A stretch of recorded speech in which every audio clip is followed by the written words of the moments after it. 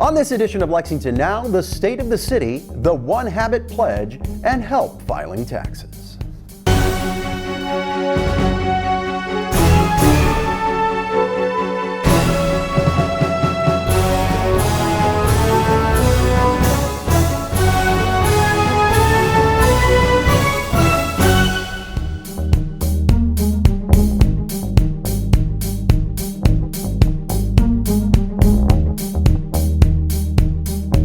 I'm Neil Noah, and welcome to Lexington Now for the week of January 24th, 2022. This past week, Mayor Gorton gave her annual State of the City address, looking back on 2021 and outlining where the city is headed in 2022. Here are some highlights of that speech. In looking back over the past year and making this annual report to our community, I must first say that the pandemic had a significant impact on all of us, again in 2021, and on the work of my administration. My team, led by Chief of Staff Tyler Scott and Chief Administrative Officer Sally Hamilton, have really had their hands full over the past couple of years. This pandemic is most often compared to the Spanish flu pandemic that ravaged our community and our country from 1918 to 1920. That puts Mayor James C. Rogers, mayor from 1916 to 1919, Mayor Thomas C. Bradley, mayor from 1920 to 24, and me in an exclusive club that no one really wants to be in. We three share the experience of leading this city through the unique and ever-changing challenges of a deadly, large-scale global pandemic. One of our strengths has been the partnerships we have formed throughout the city. Our current day pandemic continues to have an impact on everything we do. It takes up lots of our time and saps our energy. There have been high points.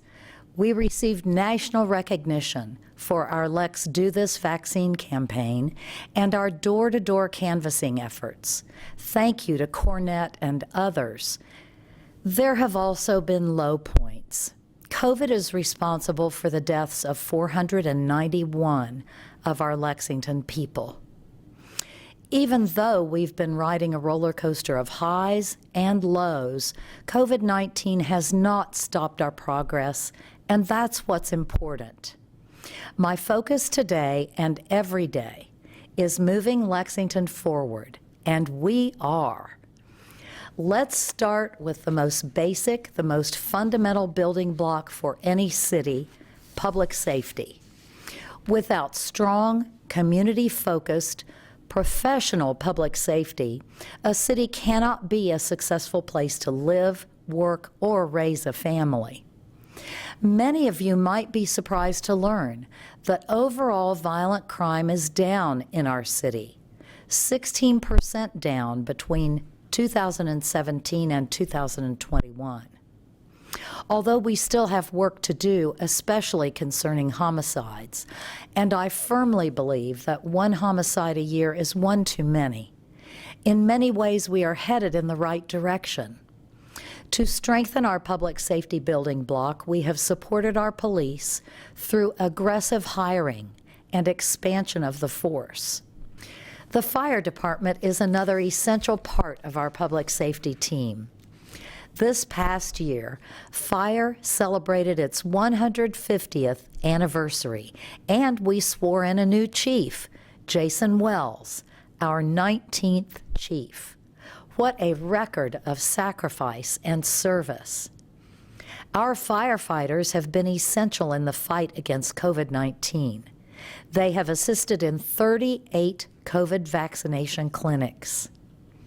One of the newest programs in the fire department, community paramedicine, continues to grow.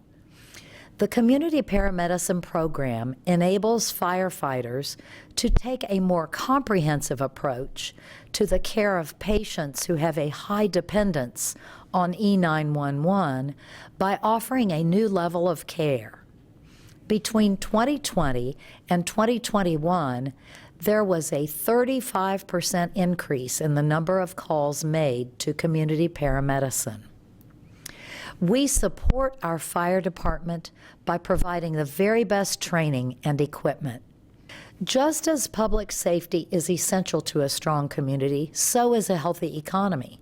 And our economy is rolling along. A look back 10 years shows an economy that is growing steadily and one that is resilient. COVID-19 provided the ultimate test of the strength of our economy, which is continuing to recover. Yes, we can celebrate that unemployment has fully recovered from 2020, when economic activity came to a standstill and unemployment rocketed to double digits. Our current unemployment rate is 2.4%. This spring, official grand opening ceremonies will be held for one of the largest public investments in our community's history. Central Bank Center will provide new jobs and accommodate larger conventions that will increase economic activity downtown. To the west of Central Bank Center is the new privately funded Town Branch Park, which is expected to break ground this year. And running east past the new convention center is Town Branch Commons Trail. The trail is mostly complete on Vine Street and Midland, with only 2 blocks remaining for construction and paving next summer. In the next few weeks, I'm preparing to name a permanent Racial Justice and Equality Commission. And to keep all of this moving forward and speed our progress in implementing the recommendations, we hired Tiffany Brown in October as our Equity and Implementation Officer. Tiffany has considerable experience in problem solving and implementing reforms in Cincinnati through the Center for Social Justice at the Urban League. One of the recommendations from the Commission was to create a Department of Housing, which I did in this year's budget. Last week, the Council voted to confirm Charlie Lanter as our first Commissioner of Housing Advocacy and Community Development. This important new office brings together critical pieces of our government's housing infrastructure, including the Office of Affordable Housing and the Office of Homelessness Prevention and Intervention. COVID-19 has left its mark on our city, but it has not touched us at our core. We are too strong. The bonds between people and partnerships within our community run deep. I read a wonderful quote recently from the first policy speech of the new Japanese Prime Minister, Kishida Fumio, given on October 8, 2021. He said the following: "If you want to go fast, go alone. If you want to go far, go together." Our people are the building blocks of our city's strength. We go forward together, and we will go far. Thank you so much. Environmental Services is launching a new program to help show you how small adjustments can have a big impact on the environment. Tori Summey tells us about the One Habit Pledge. This year, the City of Lexington is launching the One Habit Pledge, where any Lexington community member can commit to one new waste-reducing habit to take on over the next 6 weeks. We will let people take this challenge up until January 31st. All they have to do is visit lexingtonky.gov/onehabit. Now, in order to take the challenge, you just pick one thing. I know change is hard, but starting small can make it easier. So people can pick anything from packing a zero-waste lunch once a week, getting rid of unwanted magazine subscriptions and opting for virtual things instead of printed materials, and also using reuse items. So that means when you go to the coffee shop, instead of buying a coffee and getting a single-use plastic item, you can bring a coffee mug with you and use that instead. So just pick one of those 10 items that we have listed, and you can also win prizes by participating. So anyone who participates, if they complete the post survey, they can actually get a reuse item to help them on their waste reducing journey. And then also we'll be participating with people over social media.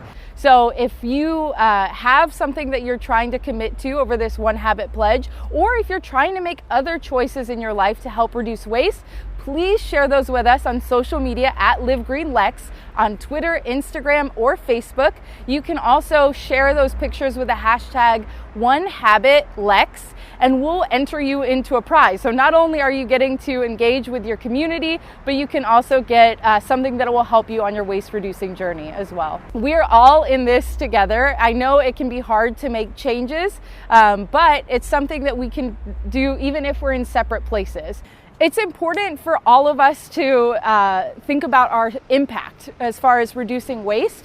An easy way to do that is by reducing what we use. So an easy way is when you're hungry or when you're packing yourself a lunch, think about what you would actually eat. And so that way you're not throwing away a lot of that meal. Another big thing is using reuse items. So that means using a reusable water bottle, bringing containers with you to restaurants so that you can actually use that to-go container instead of a single-use plastic item that ends up in our landfills. When you go out to eat, when you go to get your coffee, it's easy to take home plastic cutlery, plastic containers, and things that you use once and you throw away. So it's really important if we are able to use reuse items and also reduce the amount of waste that we produce of the food that we're not eating, we can actually keep that out of our landfills, which in turn is good for our water and air quality. And it's also great for your pocket because when you are able to reuse items and not waste them, you get to save money as well. A great way to get more information on the One Habit Pledge and how you can do your part to be a better citizen of Lexington and to help the environment is by going to lexingtonky.gov/onehabit. There'll be all the information you need there for the One Habit Pledge, and it's also a great starting place to figure out how you can make better waste reducing life choices. When we come back, we talk taxes.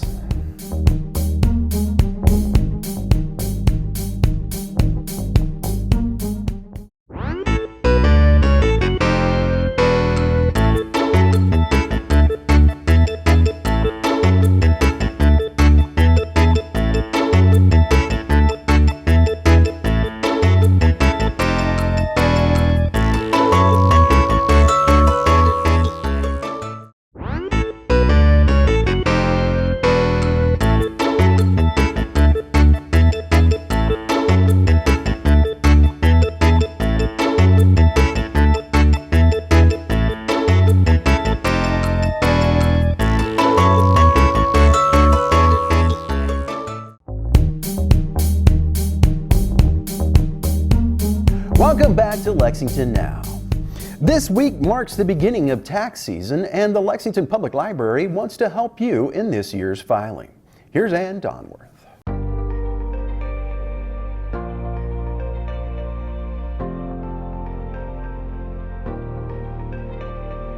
The Tax Assistance Program is a partnership with AARP.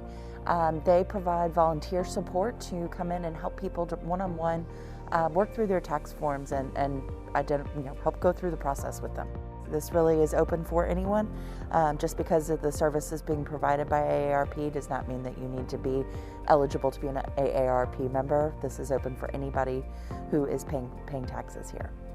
These are all provided pro bono, again, thanks to the volunteers through AARP. It's a really wonderful program. We really just provide the space and help connect library customers with that great resource that AARP is providing.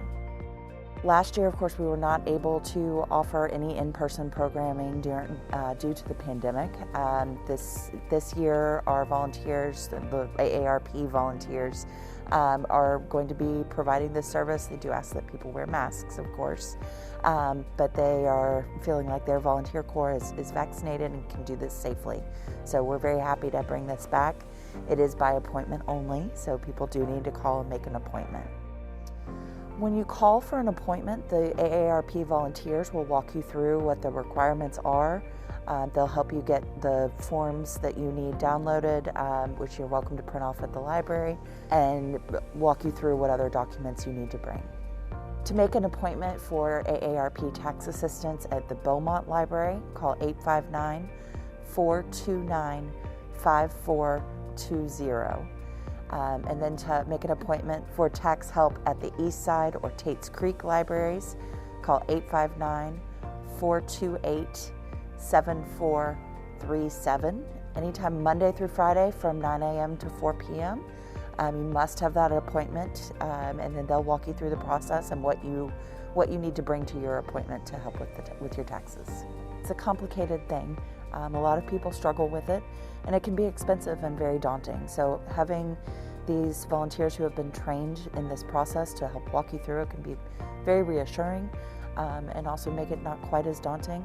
We all want to do what we can to support our community, and the library, we're just glad to be able to provide this space and this opportunity for our customers.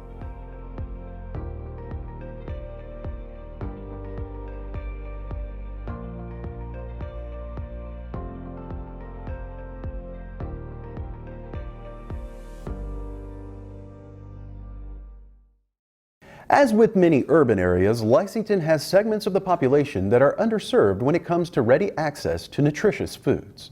Tiffany Brown talks to us about what is being done to confront this challenge. Historically, certain areas of town have been underdeveloped. There's been lack of investment, and which has caused food insecurity, or most notably called food deserts. There could be lack of transportation, and the walkability to supermarkets just isn't feasible. And then we have big box retail chains that are moving away from investing in neighborhoods. So that is what all of those things have created this huge challenge in Lexington. We want to hear from the community about what they think the solution should be. There are several models that other cities like Louisville are using. They're using a mobile grocery store as a model. There are other co-op type of opportunities that other cities are using. So we're looking at examples from other cities to see what they're doing, and then how we could implement something like that in Lexington, or even if that's something that residents would want.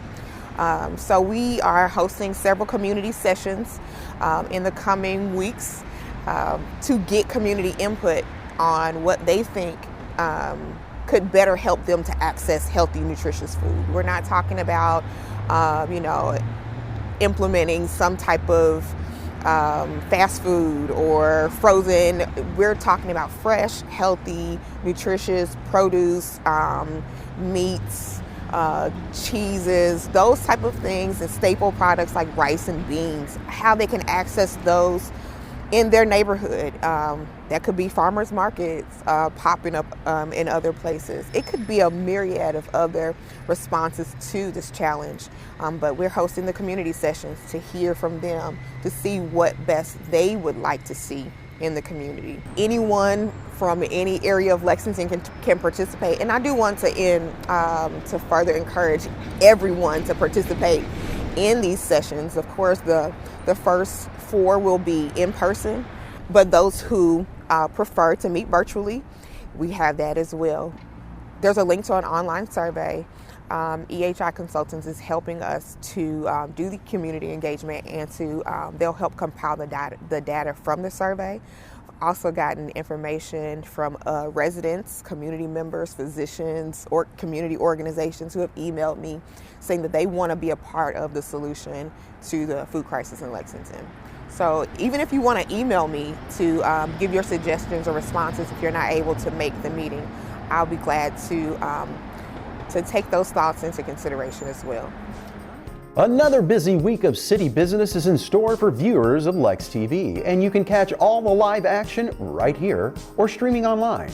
And remember, for the most accurate and up-to-date information on all city business, check out our website at lexingtonky.gov. Here's this week's televised meeting.